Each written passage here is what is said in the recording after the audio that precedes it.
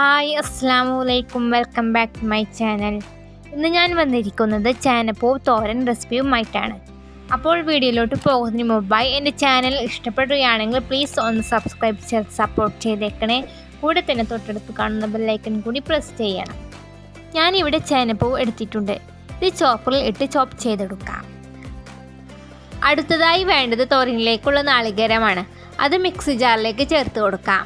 ഞാനിവിടെ 1/2 കപ്പ് അളവിലാണ് ചേർത്ത് കൊടുക്കുന്നത്. ഇനി ഇതിലേക്ക് വേണ്ടത് 6 ചുവന്നുള്ളി, 4 പച്ചമുളകാണ്.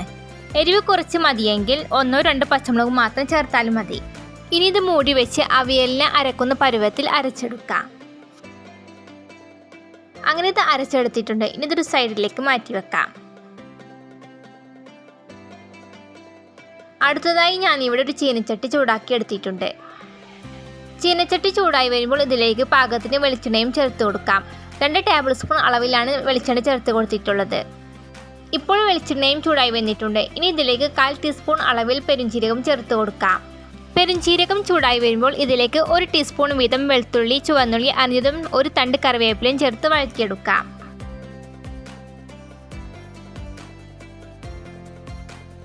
ഇപ്പോൾ ബ്രൗൺ കളറായി വന്നിട്ടുണ്ട്. ഇനി ഇതിലേക്ക് അരിഞ്ഞെടുത്ത ചേനപ്പൂവ് ചേർത്തിളക്കി കൊടുക്കാം.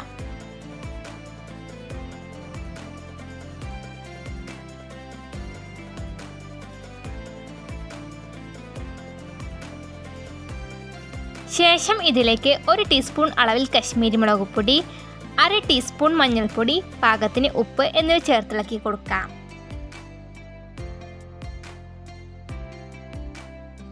പിന്നെ ചേനപ്പൂവിന് അധികം വേവൊന്നുമില്ല. 5 മിനിറ്റ് മതിയാകും ചേനപ്പൂവ് പാകമായി വരാൻ.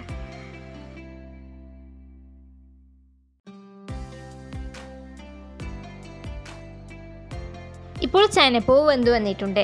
ഇനി ഇതിലേക്ക് ചതച്ചെടുത്ത നാളികേരം ചേർത്ത് കൊടുക്കാം. എന്നിട്ട് ഇത് നന്നായി 1 മിനിറ്റ് വരെ ഇളക്കി കൊടുക്കാം.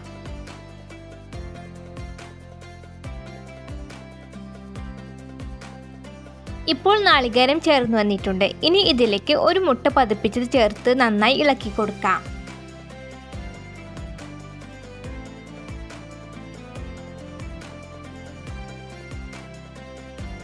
ഇപ്പോൾ മുട്ടയും ഡ്രൈ ആയി വന്നിട്ടുണ്ട്. അങ്ങനെ സ്വാദിഷ്ടമായ ചേനപ്പൂവ് തോരൻ ഇവിടെ റെഡി ആയിട്ടുണ്ട്. അപ്പോൾ എല്ലാവരും ഈ റെസിപ്പി ട്രൈ ചെയ്ത് നോക്കുക. എന്നിട്ട് നിങ്ങളുടെ അഭിപ്രായങ്ങൾ താഴെ കമൻറ്റ് ബോക്സിൽ അറിയിക്കാനും മറക്കരുത്. പിന്നെ ഈ വീഡിയോ ലൈക്ക് ചെയ്യുക, ഷെയർ ചെയ്യുക. അപ്പോൾ ഇൻഷാ അല്ലാഹ് നല്ലൊരു റെസിപ്പിയുമായിട്ട് അടുത്തൊരു ദിവസം കാണാം. Thanks for watching. ബൈ.